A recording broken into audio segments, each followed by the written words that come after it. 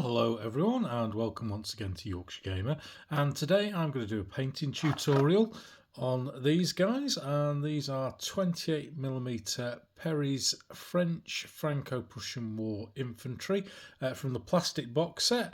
And regular viewers will know that I'm building the French army for Mentana, which was relatively small, and I have been for some time now, and these are the last 6 figures that I have got left to do. And I promised a couple of people that I would do a painting tutorial on these, so here we go. Just for people who don't watch my or haven't seen a painting tutorial of mine before, quite old school painter. You won't see any wet palettes here, you won't see any contrast paints. It's just a different way of painting, an old school style of painting, so you might pick up some tips that you might be able to transfer to your own style of painting, or just learn from watching somebody doing something a little bit different to what is the norm today. So the first thing I'm going to do is I'm just going to put the troops on these little whiskey stones, and I've also got some bottle tops. These are free. You don't need to spend £7.99 for a handle from Games Workshop. So it's blue tack on top of them. Just going to stick them down and then get ready to paint. So there's our figures all stuck to the bottle tops, etc. And what I do is I paint my figures in batches. So I'm going to paint all 6 of these figures at the same time. However, what I'm going to do is I'm just going to show you me painting one of these figures, this one, and in the background, in between cut takes, etc., I'll be painting all the rest exactly the same. If you're looking to paint figures quickly, painting in batches is definitely a good way of doing it. You'll get through the process a lot quicker, painting 6, 10, however many you can figures all in one, so you're not swapping colours, you're not swapping paintbrushes, you're doing a lot all in one. So what I do preparation wise is obviously I've put the figures together and then I've sprayed them with a matte black car primer, which is from Halfords in the UK. I've used that all my painting career. It's actually not a primer, it's actually just a matte black paint, but it is really good. It's grainy, it takes the paint absolutely superb, and for me, I prefer painting with a black undercoat, and it really works, does the business, fills the shade in for you before you've even started. So let's get some paint on this bad boy. So choosing colour order, I always paint with the messiest, biggest areas first, so I can use time cutting methods on the larger areas and then concentrate on detail when I'm on the smaller areas. Some people paint faces and hands first. As you'll see from my method, that would be an absolute disaster because of the lovely face that I'd painted would be covered in blue paint very, very quickly. So a little bit of shaking going on in the background for the first colour that I'm going to use, and what I'm going to do is I'm going to deal with the blue coat of the figure first, and I showed you some pictures before the video started of what we were going to paint, so you know what we're looking at. And miniature paints, it's not Vallejo, it's not Warhammer, it's not whatever War Painter or whatever the other ones are. Miniature paint's been around for a very, very long time, and navy blue 24 is my go-to dark blue, and it's ideal for a base coat on this one. It's quite a thin paint, which is not what I normally go for, but that's exactly the effect that I'm looking for on these figures. And what I'm going to do with these is I'm going to get a massive brush. This is an old Pro Art Pure Sable, quite a big head on it, as you can see there. And I'm just going to take the lid off, if we can, and pop that down, and we've got a perfect paint holder there. Just dip my brush into it, and what I'm going to do is I am literally just going to slap this on, and as you can see, no finesse, nothing. I'm just getting, all I want is the area of the blue coat to be as blue as possible, as quickly as possible. And I don't care about how much paint I've got on, whether I accidentally go onto trousers, whether I accidentally go onto faces or backpacks or knock it off the thing. And this is just really just changing the black into a very, very dark blue, which is going to be a perfect colour to work on. And I'm just going to put that to one side and let it dry while I paint the other ones all dark blue. So moving on to finish the blue now, given this 10-15 minutes just to dry off. Still a little bit shiny, but that'll do for me. And then the two colours I'm going to use on the next stage are these, and that's Dark Prussian Blue by Vallejo Model Colour 70899 and Prussian Blue 70965, again Vallejo Model Colour. And I've just squeezed a couple of drops out onto my trusty old bit of MDF. No wet palettes are hurt during the course of this painting video. And for a brush, we are using a dry brush, old knackered Pro Art brush from many years ago that I have cut the ends off and turned it into a dry brush. You can buy dry brushing brushes, though I'd never see the reason why. Just use your old brushes. But with these two, I'm just kind of going to use a dry brushing or drag brushing technique. So I'm just going to pick up a little bit of blue on here, get most of it off. But what I'm trying to do with this is more of what I call a drag brush, because I'm trying to get quite a decent amount of blue onto the figure. So I'm just pulling the paintbrush down over the top of the figure so that what it's doing is it's colouring the raised area of the figure. Now, this technique doesn't work particularly well if you've got a figure that hasn't got a lot of detail, but today that tends not to be the case. Some of the printed STL file figures tend not to have as much raised detail, but raised detail is what you're looking for with this technique, and the Perrys certainly work wonders. Then what I'm going to do is I'm going to add slightly lighter Prussian blue, get a quick dab of that, mix it in with the area where I've got rid of most of the paint from the previous one, and then I am literally just going over the areas again, but with a lighter touch, so that I am not getting quite as much paint on. So the idea is that we've got a dark blue base which covers everything. Then we've got a heavier dry brush with this darker blue, and then a lighter dry brush with this paint mixed in, roughly 50-50 with that. And that's the finished effect I am looking for. One important thing to remember when you're painting is that the colour that the figure dries is not the colour that the figure is when you finish painting it. So if you remember when we looked at the initial blue, then this area, it was quite bluish, and this at the moment the effect looks quite stark, but that will, when it dries, it will blend into each other. So that's the blue done. I shall be back in a minute to start the next big messy area, which is going to be red.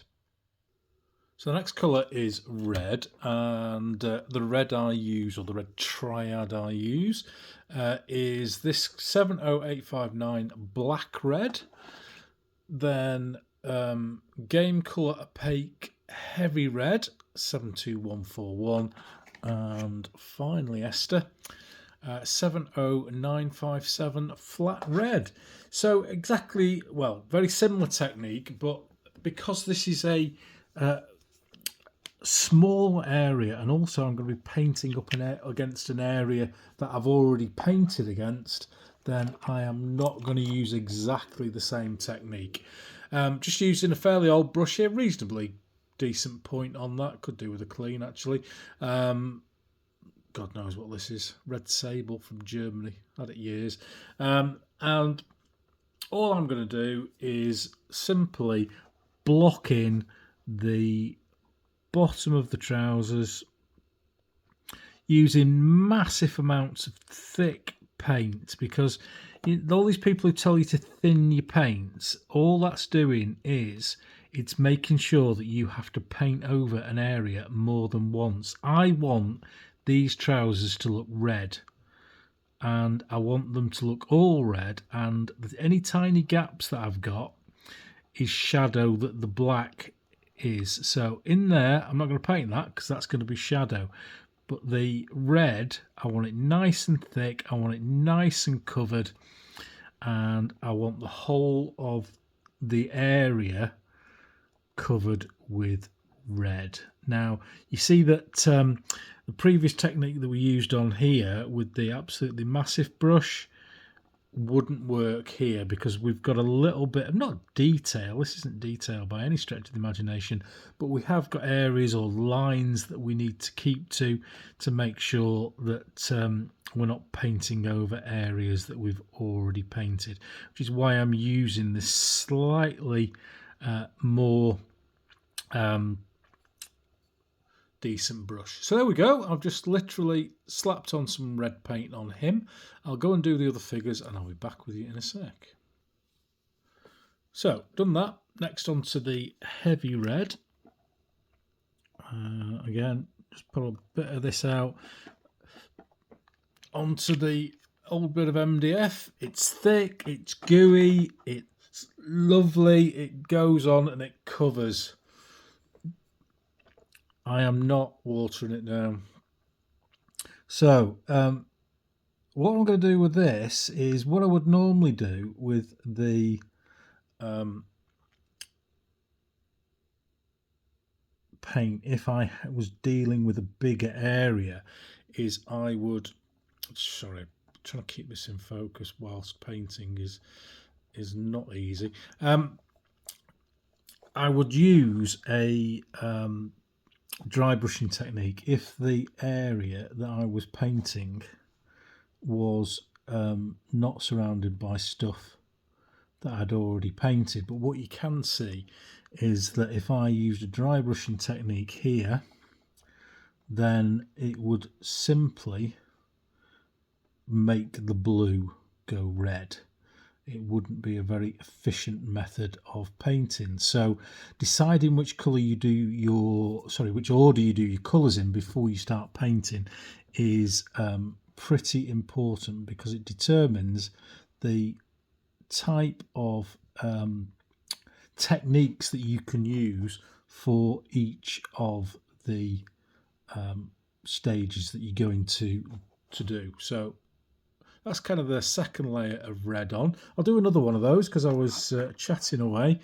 So what I'm looking at here, if you look at the figure, you can see the raised patches, which have kind of darkened off a little bit with the drying of the top layer. So the brick red, you often have a lot of problems with red, and the pigments are generally fairly thin. So even though I absolutely slapped it on, I've still got some areas where the black of the undercoat has come through, and that's not a problem at all because it's usually in the raised areas. So these raised areas that we can see, so you look at the folds in the trousers and the inner leg there, I'm looking to paint those. Nothing, I'm not doing this as like a detail. I'm just making sure I cover the bits that I want and leave a darker area, you can see there, in the fold, and then we'll put the final layer on top. Now you can, and many people do a layering method to get this technique, and that's great and that's brilliant. And if you're doing single figures, or you're a Games Workshop painter and you just have one figure to do, that's great. But you can get a very, very similar technique by using a 3-colour method or a 4-colour method or a 2-colour method. It depends on the colour, to get exactly or not exactly, but a very similar effect in a considerably less amount of time. I am not trying to win a golden demon with this figure. I'm trying to get a pretty good, decent tabletop layer, level of painting. So that's the second layer of red. I'll finish all the other figures and come back with the top layer in a second. And then the final stage for the red is this, the flat red 70957. Really good colour this. It's a great one for dry brushing onto red, actually. It's a lovely colour, a lovely highlight for red, which is always a difficult colour to highlight. So once again, all I'm going to do with this is I'm going to go over the very, very top of the folds in the trousers and also the areas where you would expect a lighter area of clothing. So the knees, the areas of heavy wear, so the knees, and then for the blue, if you look on there, the elbow, I've gone for a lighter colour, same on there. And it's just really just bringing those final highlights out. Now, it can and it does appear quite stark when you first put it on.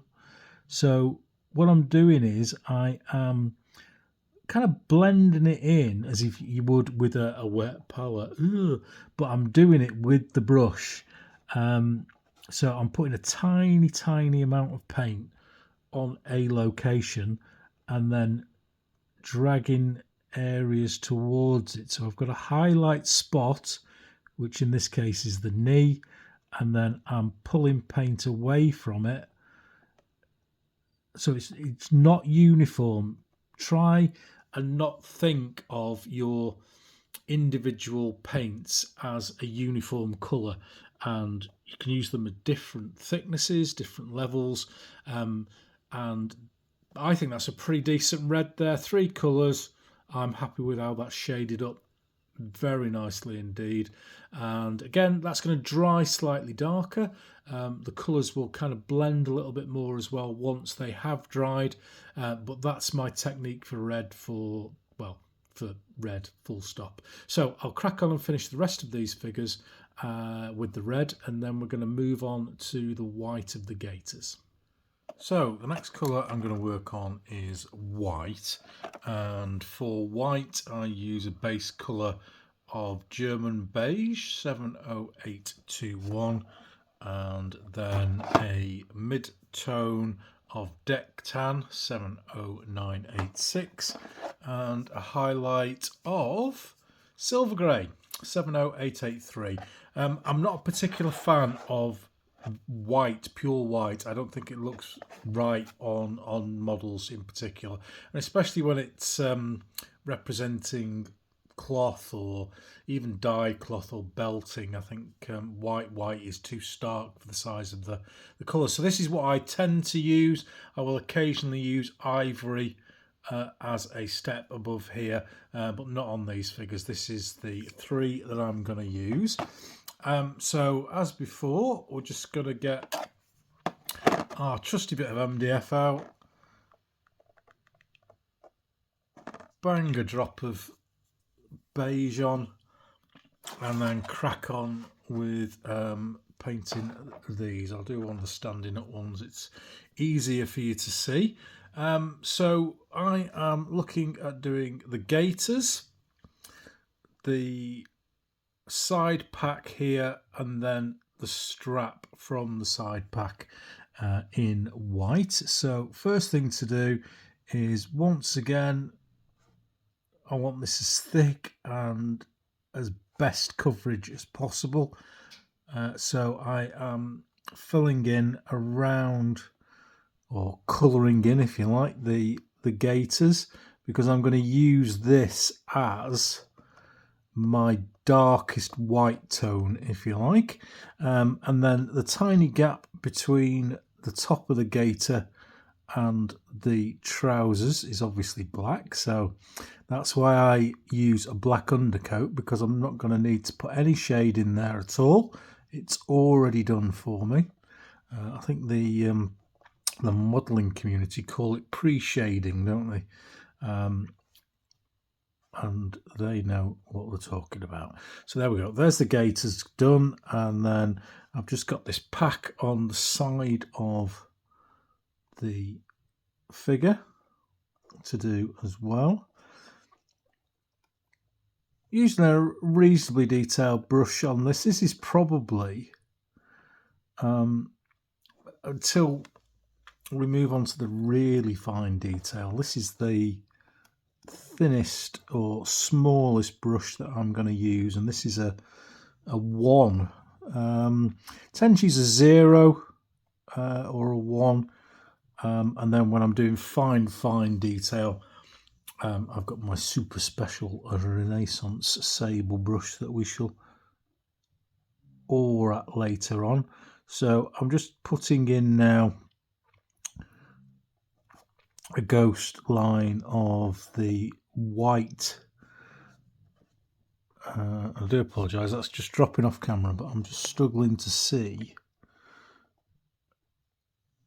There it is. The top of that. So apologies there, I dropped off camera for a second. It was just getting that strap in underneath there. So that's what I'm going to do with all the figures with that particular beige colour. So next up we have got the deck tan, and it's just I'll put it next to the, oh no, it's not coming out, there we go. I'll put it next to the previous colour, the camouflage beige, just so you can see the difference. It does look very light on here, but it is actually quite a muted colour, the deck tan. You don't really notice how muted it is until you see it up against a plain white. So what I'm doing here is exactly the same as I've been doing along with all the other colours, is I am kind of going over the cam beige that I've just done and leaving sort of thin lines where the lowest part of the model is, and kind of dragging the brush across the top of the buttons, for example, and just setting this up nicely for a final highlight. One thing to mention here, just while I'm doing this, and you can see what I'm doing as I chat away, is mistakes. And one mistake that many sort of newer painters will make is constantly going back and correcting errors as they go along. So if you look here, there's a bit of cam beige on the black shoe. Just leave it. I'm going to go back to it later on and do all the mistakes in one go with black.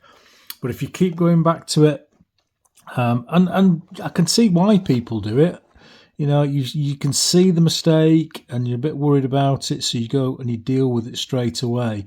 But that is just eating into the amount of time that you are spending. You want to be doing one colour on a number of models at a time. This is if you want speed, of course. If you're looking for proper old Games Workshop style detail, or you're doing maybe a command figure, you might want to do one figure at a time in extremely high detail.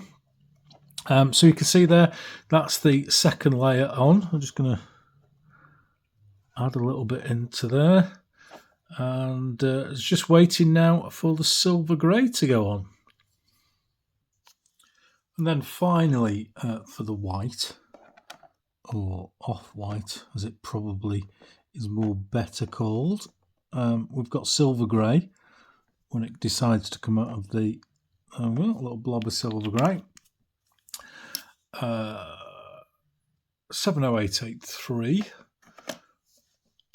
and exactly the same technique as I've used with the other colours so far. I'm going to use this as a highlight on the raised areas of the colour that we've just been painted, and it's a nice subtle effect. And certainly from a distance, I mean, we're looking really close up here. you know, if you're putting in the 3-foot rule, then this is probably more than you need to do. If you, like me, and like to photograph your figures with a reasonable magnification, then certainly these extra added layers and details are what make the figure look really good when you bring them to life. So that's looking quite good. I've just got the pack to finish. So all I'm using with this colour is I'm just trying to bring out the highlight. And one tip I would give to anybody who's relatively new to painting is have a look at a photograph of somebody and look how the light falls on the clothing. Look which areas are lighter than others, even though we know that they're the same colour. And especially with, you know, it's never, nature is never perfectly symmetrical, or, well, sometimes it is, but you know what I mean. You're looking for I like to look for a natural look rather than something that's obviously heavily painted. So as you've seen, I've used a fairly reasonable big brush. Not massively careful with my strokes. It's about colour choice and colour placement. That's what I use to get the look I get on my figures. So that's the sort of the whitish colour done. Just going to finish that on all the other figures, and then we're going to move on to browns. Next up for me then is going to be the browns, and my go-to brown is this one, Flat Earth 70983, and that's a colour and not a philosophy. And I'm looking to do the musket with this, and also on this particular figure, the backpack, which on this one is quite covered with the cooking pot, and they also have some tent pegs or tent posts to the side of the backpack as well. So that's the areas I'm going to be covering. I've got a bit of white in there, don't know where that's come from. That's what I'm going to be covering with the brown. So let's daub a little bit out on our MDF. Look at this massive amount of paint I'm wasting. I must get a wet palette. Anyway, so brown, as I say, this Flat Earth is my go-to colour for muskets. It's quite a light colour for a musket, but we're going to see later on that this will get darkened with the sort of selective wash is probably the best way of calling what I do with washes, and we'll see that later on if you've not watched me painting before. So what I'm doing here is obviously I'm using the black as potential shade for the next colour, and I'm just brushing in. Again, I'm looking for full coverage, no watering down. I want this to look good over black, and I think when people say that black doesn't pop when people use it, it's because using watering down paint on black, it is not going to show through. If you're using thick paint on black, then and just using the black for a shadow, then that's not going to affect the overall colour of the figure and the paint. So this is my tent pegs on the back of the backpack that I'm just quickly going over, and held together by a twine, and I'm just going to paint that brown for now.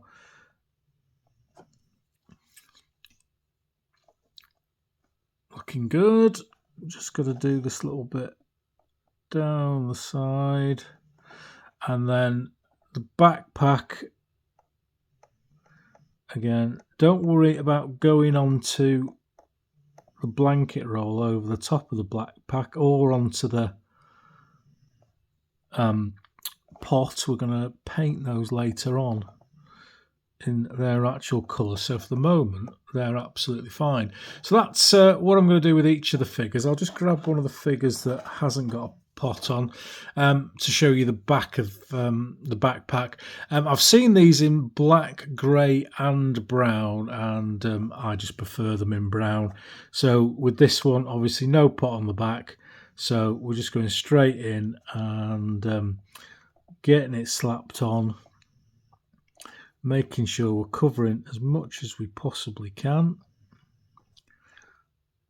I don't like the black showing through on the backpack itself. I think that's a little bit too stark of a contrast.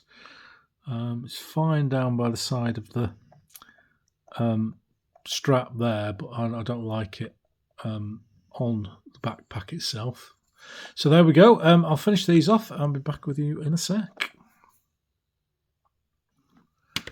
Next step is to highlight the brown, and I'm going to use this stuff tan yellow 70912 and just put that out alongside the flat earth we've already been using, and I'm kind of doing 50-50 with this, a little bit of this and a little bit of that. And all I'm going to do is I'm just going to do a tiny little line on the musket. It looks a little bit harsh at the moment, but there is a third stage for the musket which comes later on, which tones that all down and blends it all in. And the back I'm going to do with the dry brushing method, so I'll come back in a sec with that. So for the rest of the highlighting on the brown, we're going back to the old dry brushing method, and a bit of tan yellow mixing with a bit of brown, and because the tent pegs and the back of the figure hasn't been painted, then I'm fine to get messy here, and dry brushing is by far the quickest, and it's one of my favourite methods because it just works, and it works so well, but it can absolutely destroy a figure if you get it all in the wrong place and cover over stuff that you've already done. So you are limited with where you can do it. So that's how I like my backpacks to look. There's going to be a little bit of a wash over it later on, but that's the 2 stages for the brown. So that's the brown done. Moving on quite nicely now. The next sort of, or kind of last remaining large area really now is the blanket roll on the top of the backpack there, and I've seen these different colours again. I've seen them grey, I've seen them white, I've seen them like a shade of brown as well. I'm going to use canvas tone, relatively new colour list from me, from AK Interactive. 3rd generation, new formula. I bought these for some Finnish World War II troops that I've got, and I've quite like this colour for like untreated linen, so as a base. So we're going to use this for our backpack. Same brush we've used all the way through for the kind of not quite detail, as I call it. So I'm doing this colour first before I work on the sorry, just going out of focus again there. Before I work on the pots and pans on the back of the backpack, because if you look here, little bit of skill required to get that so that it doesn't go on top of our metallic bits that we're going to paint very shortly. And as you can see, I'm just leaving the where I can. Doesn't matter if we get a little bit of a dot on it, but I'm leaving the strapping black if I possibly can. That's going to be the colouring for most of the strapping on here. Do apologise, dropped off camera again there. So that's our backpack kind of done, and then I'm just going to pop a little dot of ivory when it's going to come out onto the pad. Just mix that in as I've done previously with other colours, just to get myself a nice little shade. And going to pick out the top of the sort of lifted areas of the backpack, just to give it a tiny little bit of shade. It's not massive. I'm not going 20 shades down, and we'll just because we're doing it on YouTube's, we'll stick an extra tiny little layer in there. So there we go, that's our greatcoat sorted out, and next we're going to move on to the metallics. So there's no bayonets or anything on this particular model, so we only need dark silver. So for all my dark silver needs, I use this Base Iron Warriors. It's the darkest silver I've been able to find. Metal Academy do some nice silver ranges, but unfortunately their stuff is not quite as dark as this. So this is what I go for, and straight from the pot, no messing about. What I'm going to do here is I'm just going to do the metallic bits on the Chassepot rifle, and obviously try not to go onto the brown that we painted earlier on. Let's see if we can, there we go, give you an idea. And then the other side as well, and just making sure that everything is covered on this side of the firearm. There we go, happy with that. So we just need to now move on to the pots on the back, and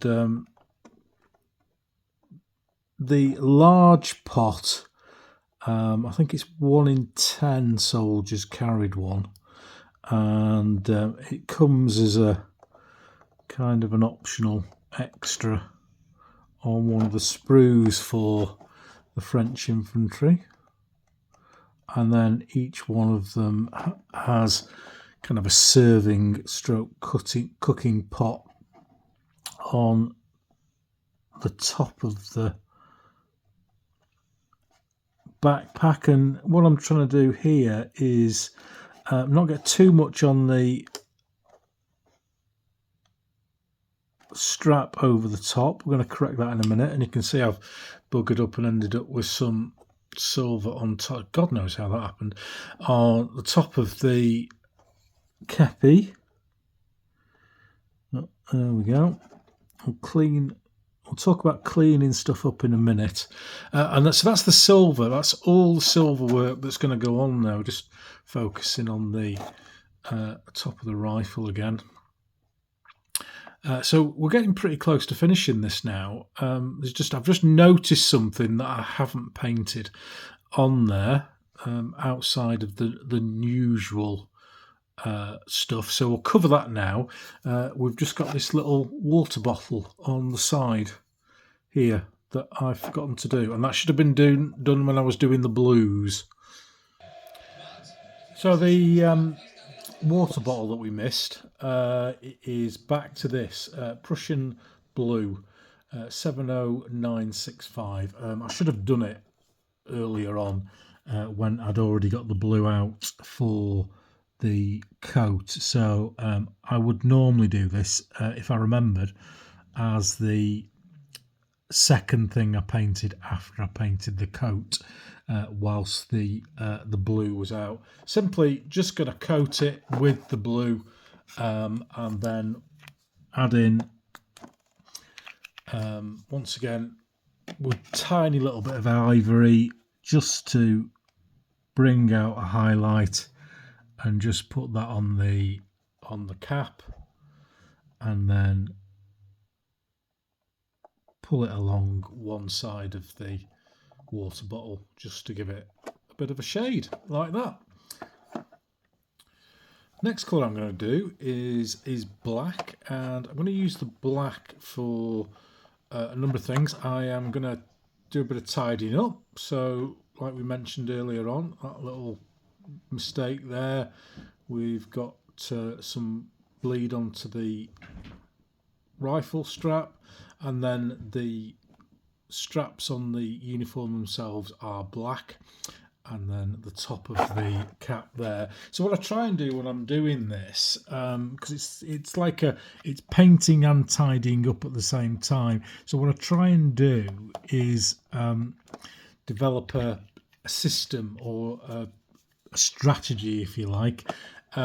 So I always start at the bottom, so I'm just going to cover that there, and then check round the figure as I'm going. So everything else is all right there. Next thing I'm going to go is move up the figure and just go over the bayonet scabbard just to get that black.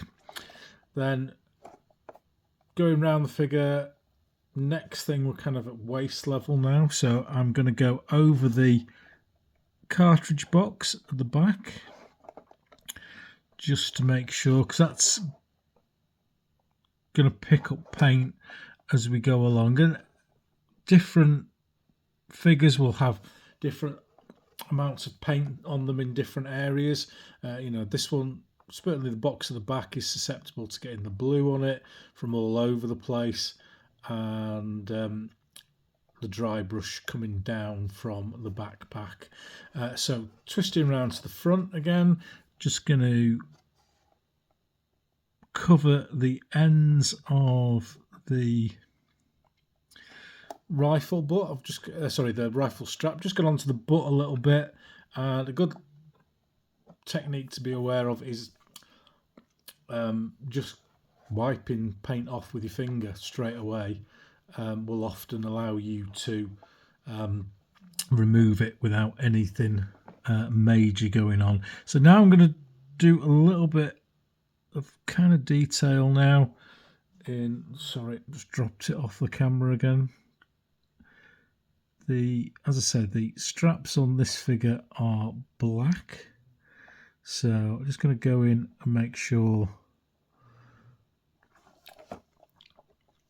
they are all covered. So as you can see there, tiny mistakes with the white can be covered up. Often you'll find it's quite difficult to get in to the belts inside that section there, but then if they're hard to get into, that often means that you can't see them. So don't waste your time with stuff that is only visible from one small angle with a big light. So the next thing I'm going to do, having done these straps on the body, all staying around the same level, I'm just going to darken off these straps on the backpack, holding everything together. And just quite often on these figures you will get a little bit of a bleed onto the strap over the top of the pot. That's very common to get. bleed over there, and then on the back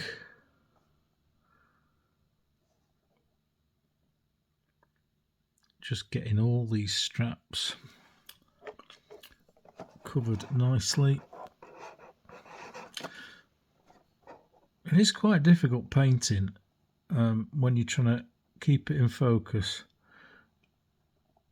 and paint neatly, because you're trying to show off painting styles. And of course everything's magnified and on your telly, so it's looking even more messy than it normally would.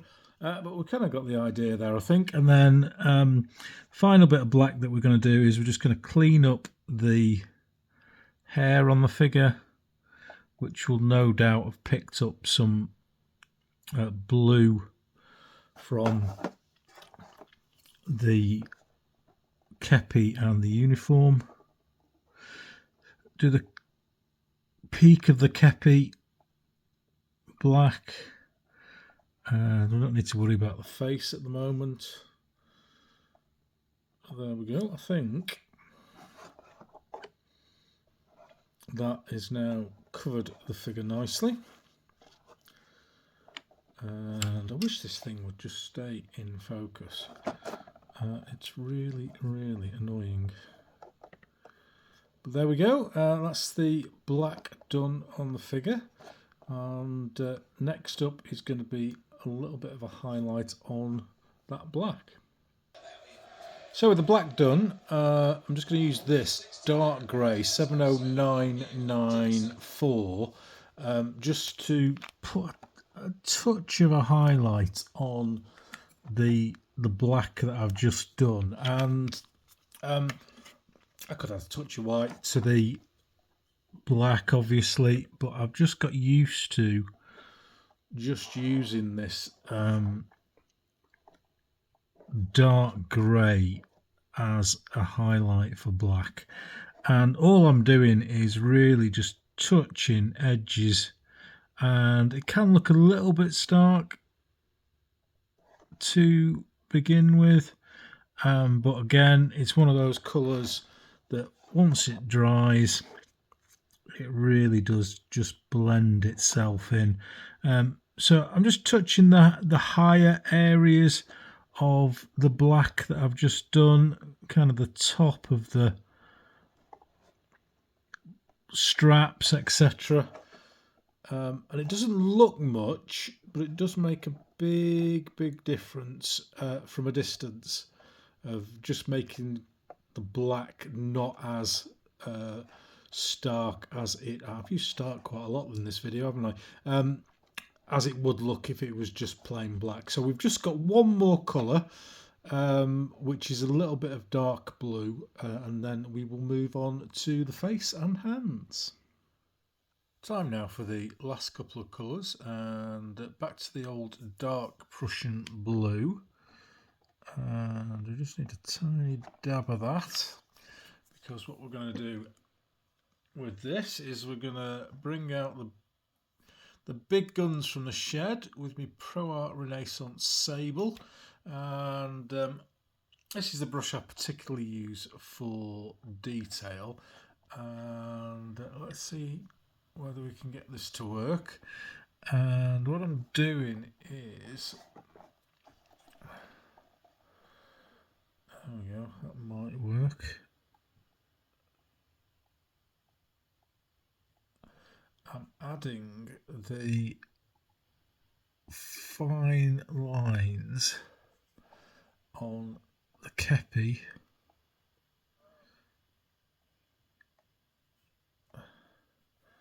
Now, these look massively thick on the camera, whereas while I'm doing them they look absolutely tiny. So forgive me if this goes out of focus, because I'm actually concentrating on the painting rather than the camera. So there we go. Let's just focus in on that. So that's the little detail done on the Kepi there keeps going out of colour. Focus. Just a tiny little bit on the back there. That's the problem when you magnify stuff. There we go. So that's that last bit of detail on there. I've just got a bit of gold to do on it, so I'll be back in a minute to do that. So final colour now before we get on to the faces. And that's this one, one of my favourite colours, great for any metallic paint job. This 70878 Old Gold.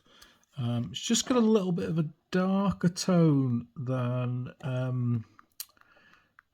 sort of normal gold paint that you would get, and a bit like we were talking earlier on with not liking white paint, pure white paint.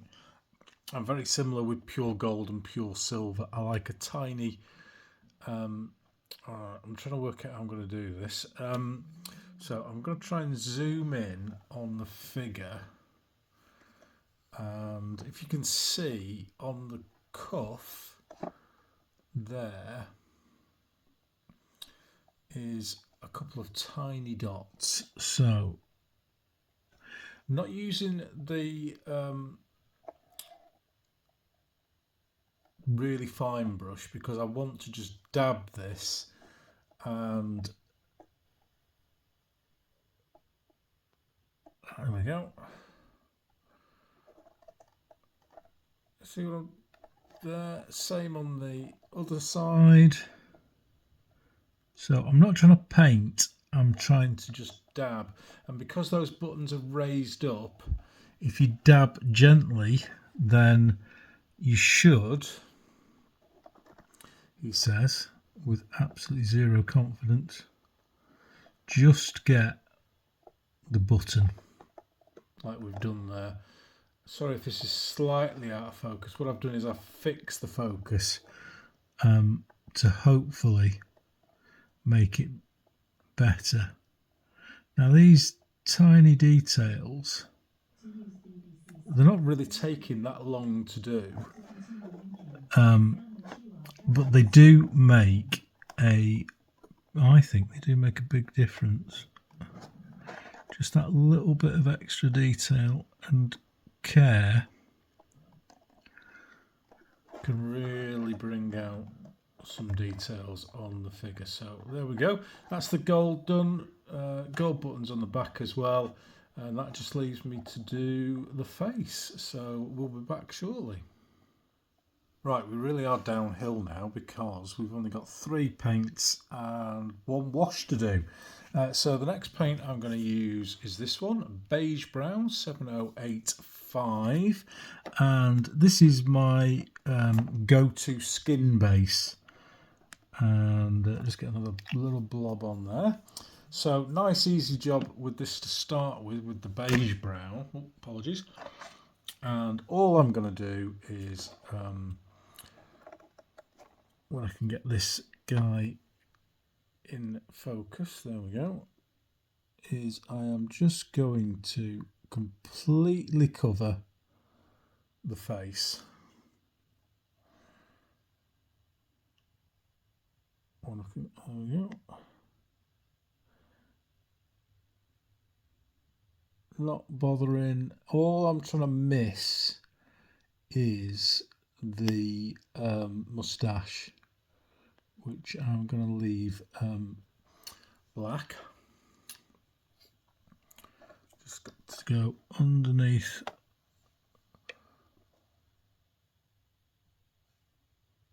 here. It's so hard to paint and try. I don't know how these people who do this on a regular basis manage this, but there we go. So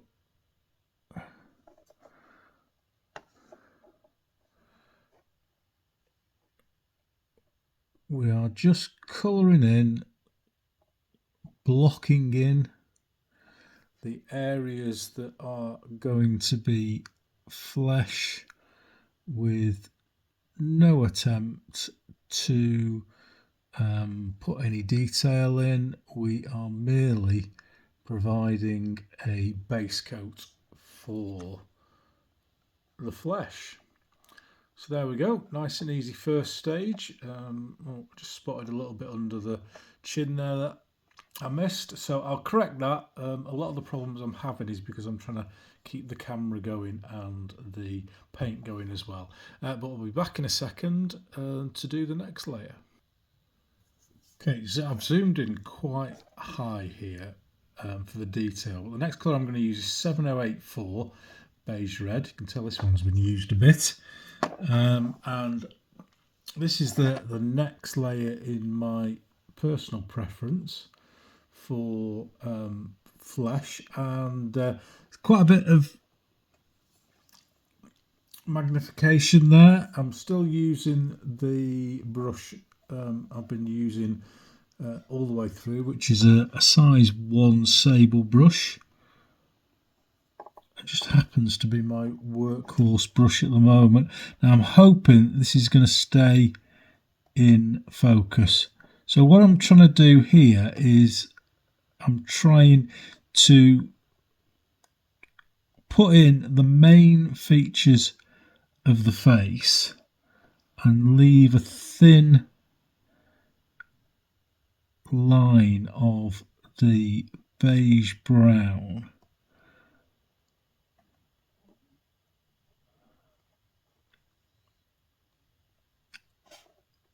around the face.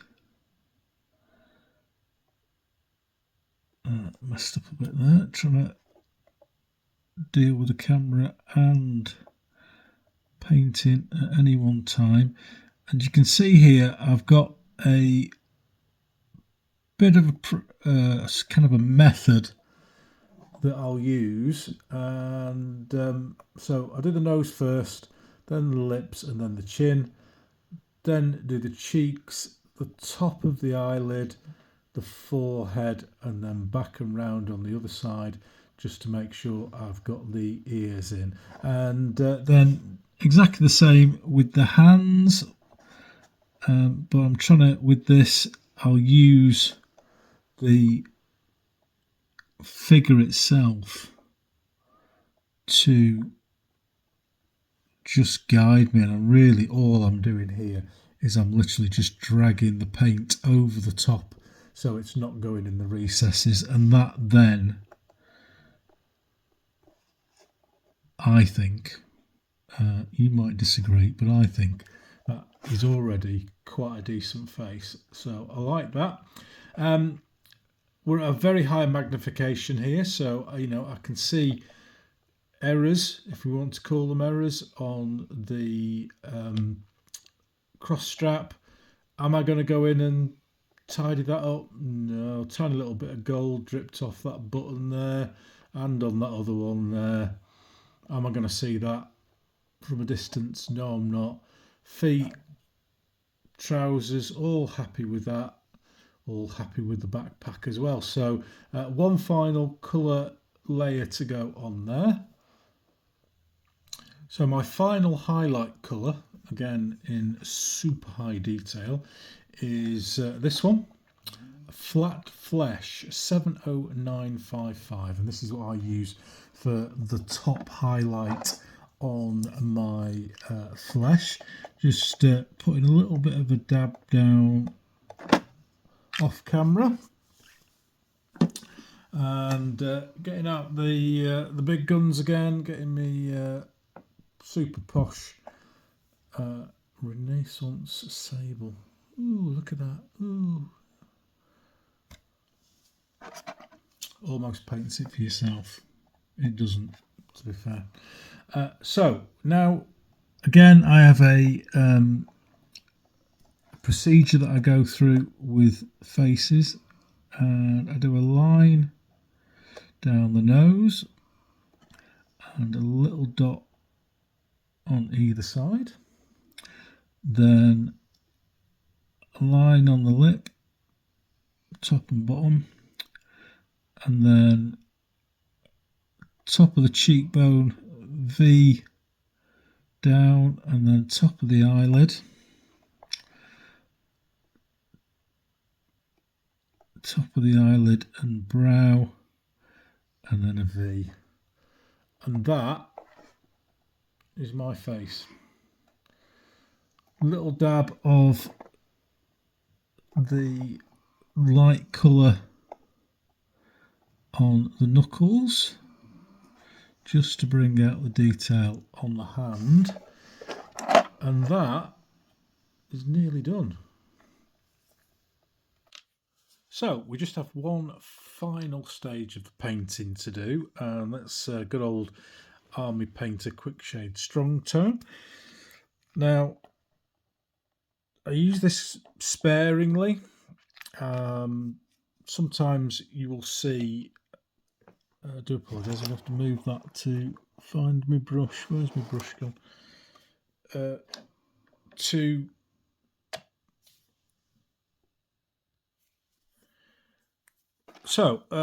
Old knackered brush. This is from a £2 set from Tasda, proper Sean Clark style rat hair jobs. This stuff destroys your brushes, so only ever use really, really cheap brushes. Now, I'm not going to put a lot of wash on this. All I'm going to wash is the area of the musket. That's a nice big dollop of ink on there.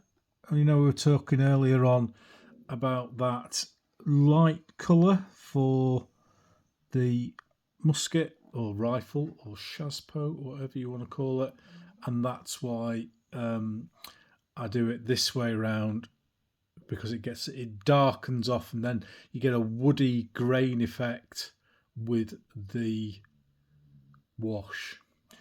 Don't wash faces anymore. I used to, and then I went off it. It's kind of like a fad I went through. And then the other thing I'm going to wash is the backpack in its entirety. And I think this is where wash works really, really well. And that is with browns. So that backpack there, got an air bubble on it. That wash really, really brings that out. But if I washed the coat, it would just look dirty. And I prefer the faces as they are without wash. You might be able to wash the faces. I think it blurs a little bit of the contrast, and it doesn't look so good from a distance. So that is the figure complete. So if you've seen my basing style before, you can end the video now. If not, I shall show you my basing method. Basing for these models then, these are going to be based in a skirmish order. So I've put them on some MDF bases, and these are 60 by 30, and I'm going to have 2 figures per base for each of these. Now, left this guy off here, the casualty figure and the kepi and the spare rifle. I'm going to put the groundwork down before I stick him to the base. It makes life a lot easier. And just using very straightforward all-purpose filler from Wix. Other fillers are available, and I think that's called spackle, I believe, in the USA. So straightforward job. I'm just going to get craft knife, an old craft knife, and put together or sculpt a base, just going round as best I can without getting too much on the figures, to make a sculpted base that I can paint and add a little bit of detail. So back in a second. So we've completed the sculpting of the base, as you can see, and I've stuck this on the radiator for an hour and it's all dry, as you can see. And next job is to get it painted, and the base coat I use is miniature paints, Earth Brown number 82, and I get through buckets of this stuff. I buy it in half-litre bottles and then transfer it into this one for use on the table. My £2, or I think it's £2 for 6 from Big Tasda's for these. This is the brush that I used earlier on for my ink wash or whatever it is in those bottles these days. Again, I really don't mind with this particular brush whether, if it splits now, I've got my money's worth from it quite comfortably. And it's just a case of getting in around the feet to make sure that everything is covered, and also that the sides of the base are covered.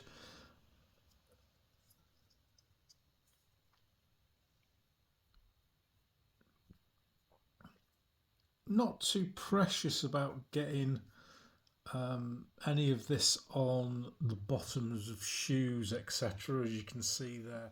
Apologies there, the video cut off. As you can see, I've painted these up, and I was just saying that I wasn't too bothered about getting the brown on shoes, etc., because people get muddy feet.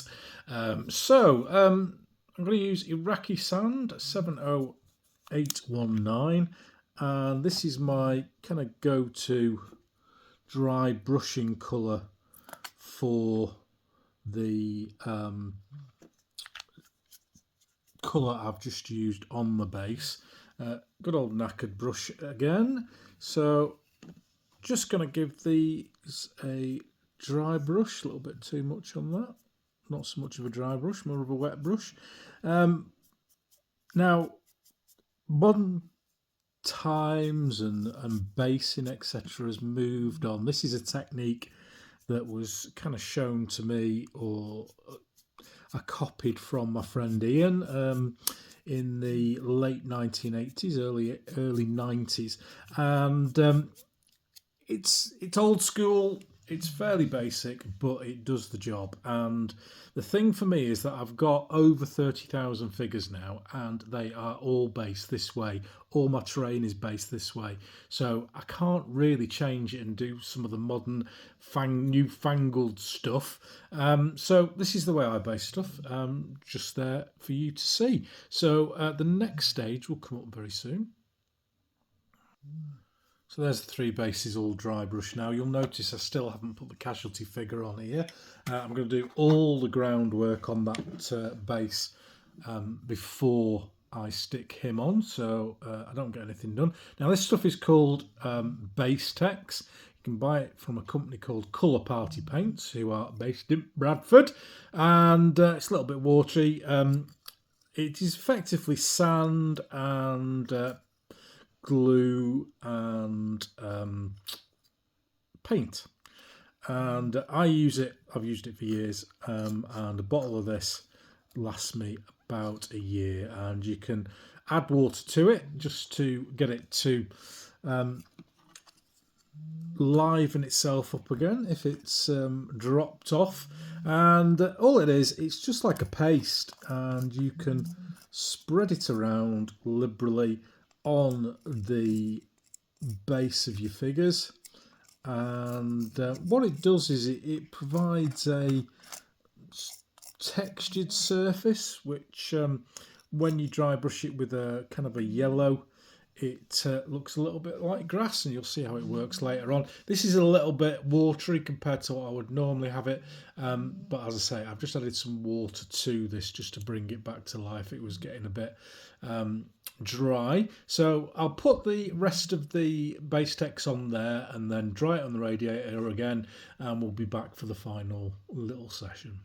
So the final section now, and we've just got the, bring it towards the camera, you can see that green base text is now dried, and we've got this lovely sand like green base. And all I'm going to do to that part of the base is get a bit of yellow, and I use Game Colour Opaque 72005 Moon Yellow, quite thick, very difficult to get a decent yellow. The best thing I found with yellows is to buy them and then leave the top off. Apologies for that, dropped my glasses. Leave the top off overnight, and that thickens them up a bit. So anyway, a bit of yellow, bit of dry brushing on here, just to, it kind of has an effect like static grass really, but as I said to you early on, it's a fact that I've got so many figures based in this way that to even attempt to base them in a different way would be insanity. Imagine trying to base 30,000 figures in a new way every couple of years. It's just not going to happen. Once they're based, they're based. I'm not rebasing for new rules. I'm not rebasing for anything if I can absolutely help it. I've done it a couple of times. I've rebased my Vietnam figures from 2p pieces to 1p pieces, and I really wish I hadn't now, because I really don't like them on 1p pieces. Anyway, that'll be another project in the future to put those down into back into 2p pieces again. And there we go. We've finished off that very, very quick dry brushy yellow over the top of there. Next up, I am going to get some grass tufts out, put some random grass tufts out, and stick the casualty figure down. I've managed to lose the kepi.